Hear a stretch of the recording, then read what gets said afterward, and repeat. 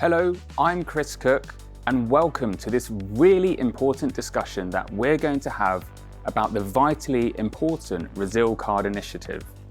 And to help me with that discussion today, we welcome Dr. Fina Mauri and of course Dr. William Wijns. Welcome to the studio. Welcome. So William, my first question to you is for those of us that don't yet know, can you please summarise what the RESIL-Card Consortium is? With pleasure. RESIL-Card Consortium has developed a tool that will allow you to test whether your health service is capable of delivering continued acute cardiovascular care in the case of a new crisis, whether it's pandemic, conflict, environmental challenge.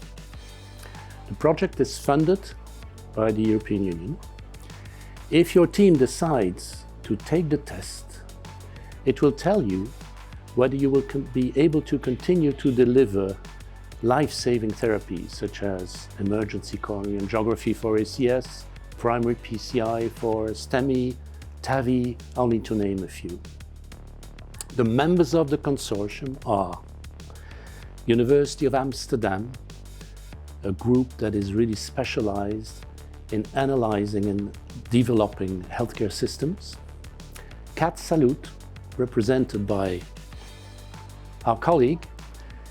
CAT Salute is organizing healthcare in Catalonia. GISE, the Italian interventional working group, and We Care. And many of you may not know, but We Care is the advocacy arm of PCR.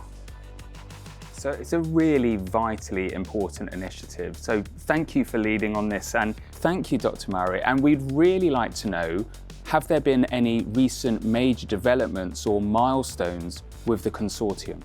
Thank you. It's a real pleasure to be here representing CAT Salute, the health service of Catalonia, the public health service of Catalonia, and one of the consortium members of the project.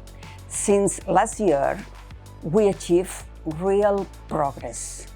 Early this year, the colleagues from the Amsterdam University delivered the first version of the RESIL-Card tool, following a co-creative and stepwise process that include review of literature, one survey that was done to the cardiovascular community, and also one multi-stakeholder focus group. Now, we are in an absolutely amazing phase. We launched the pilot phase across several countries in Europe. And in the next week, the pilot participants will implement the tool in their hospitals, and they provide us feedback about their experience. And with this experience, with this feedback, we will refine the tool before the launch of on 2026. Really, that it stands out is how the professionals are enthusiastically involved in this project, showing that they also are deeply engaged in strengthening the system, not only thinking in the particular patient, going through to the health of all the population. Really, it's amazing project. It's a meaningful project, and I'm so proud to participate, to be here. Well, that's very clear, and congratulations on the wonderful progress that's been made. And William, we mentioned that this will run until 2026. So can you please summarise to us what still lays ahead? So, as Fina explained, as we speak, the tool, let's call it the resilience test, is being tested and will become available in its final version sometime mid-26 next year. Then anyone who wants to use the test can do so.